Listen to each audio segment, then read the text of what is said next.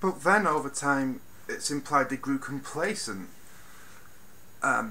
They even suggest that they were literally turning into stone from their complacency.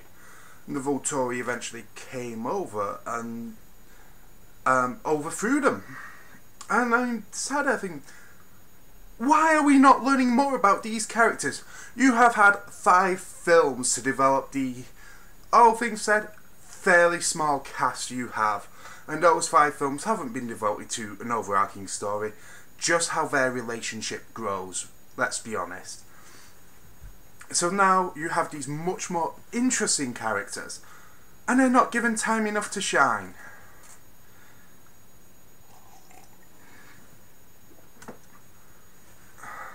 Hell, they even find the last airbender. They literally find Avatar, an Indian guy who can literally control the elements.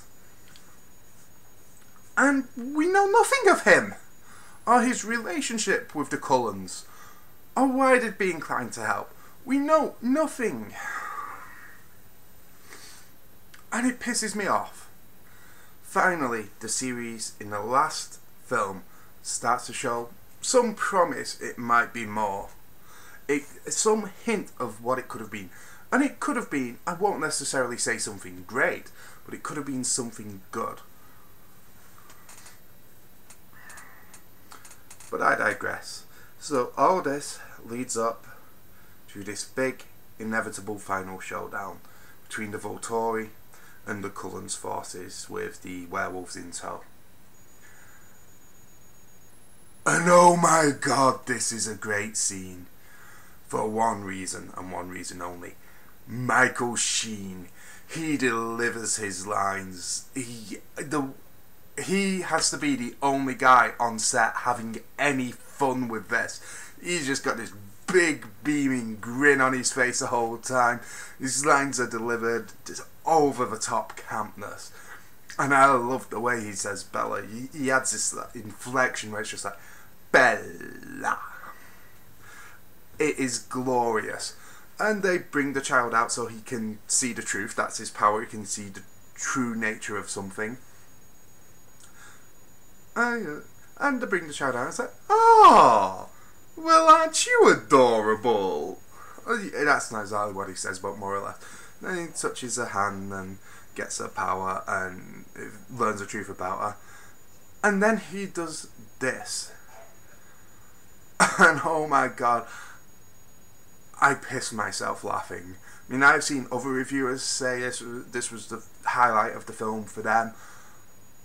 I took that with a pinch of salt. I had all kinds of trepidations about this scene, this moment.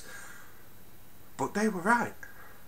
And he literally, without word of a lie, does this.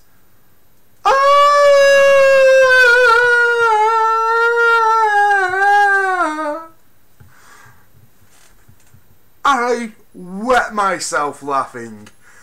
Oh, it was glorious.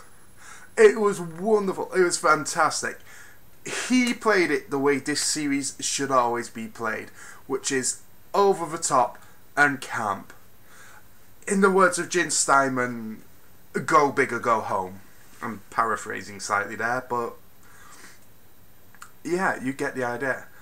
So, anyway, they learn the truth and they decide, well, this child's not a threat. But, what if it is? What if this child is a threat? And then we get it. We get possibly one of the best fight scenes of the year. I mean, it's not quite Avengers good, but it is good. It is glorious. This half hour is worth every penny. I kid you not. Go see this film. Don't worry if you're late. Don't give a fuck. Take your time. Spend ages in the lobby. The first hour and a half, ignore. But this last half hour, oh my god, it is sublime.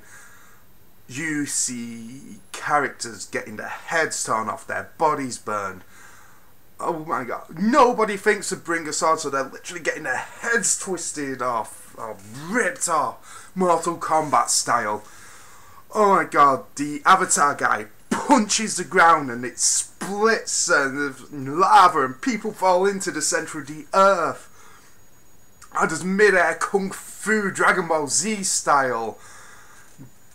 It is a brutal killing field.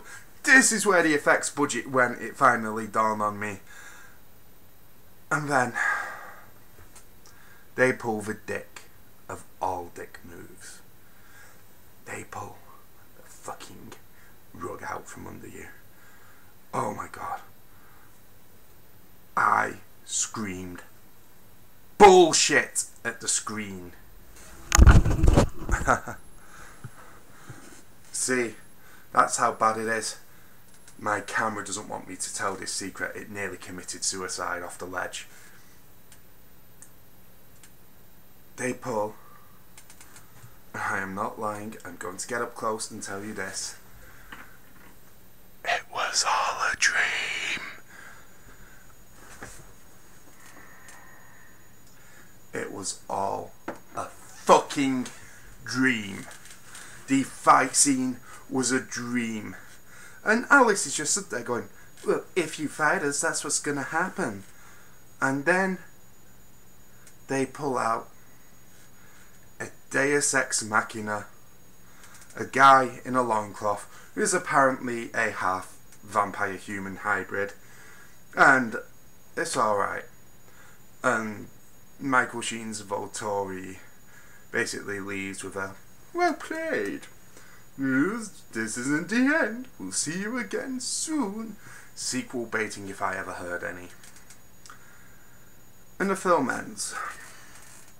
And the way the film ends, I think perfectly encapsulates what Twilight is. They do Bella and Edward sitting in a field. And they do a small montage of the sappy, saccharine music of their relationship throughout all the films. It lasts, no word of a lie, maybe a minute.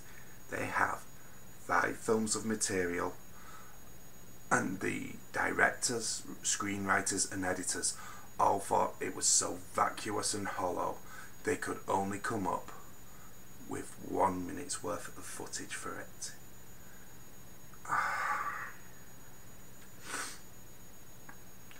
So, finally, what did I think of this? Well, it is a beautifully shot film, even if the effects are terrible. So if you have an interest in cinematography, watch this. Just bring an MP3 player. The last half hour is excellent, but expect to be bored on the build-up. It is a boring, slow film.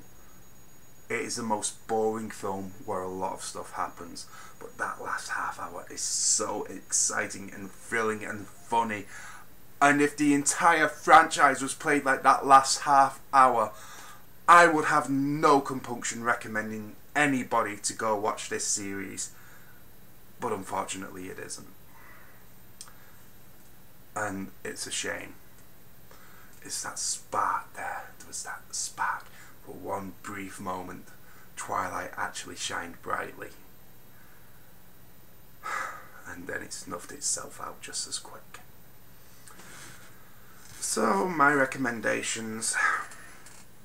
This is a tough one, but I'm gonna have to say 3 stars.